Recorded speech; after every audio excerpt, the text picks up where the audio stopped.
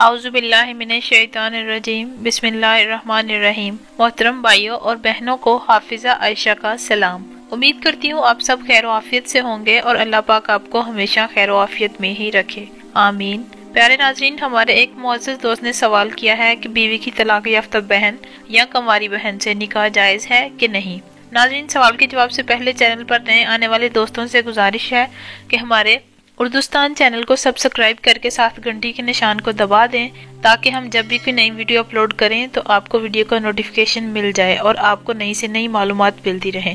ناظرین، قرآن پاک میں سورہ نساء میں اللہ پاک نے ایک ہی وقت میں دو بہنوں سے نکاح کو منع فرمایا ہے، لہٰذا ایک ہی وقت میں دو بہنوں سے نکاح کرنا حرام ہے۔ ایک ہی وقت سے مراد یہ ہے کہ جب تک آپ کی بیوی آپ کے نکاح میں موجود ہے تب تک آپ اس کی سگی بہن سے نکاح نہیں کر سکتے، چاہے آپ کی سالی طلاق یافتہ ہو یا کنواری ہو، نکاح کسی صورت جائز نہیں۔ سالی سے نکاح تب تک جائز ہوتا ہے جب آپ بیوی کو طلاق دے دیں یا وہ وفات پا جائے، ورنہ ایک وقت میں دو بہنیں کسی کی دلہن نہیں بن سکتی۔ اگر آپ کو ویڈیو اچھی لگی ہو تو لائک اور کمنٹ کریں اور اپنے سوال کمنٹ کر کے ہمیں خدمت کا موقع دیں۔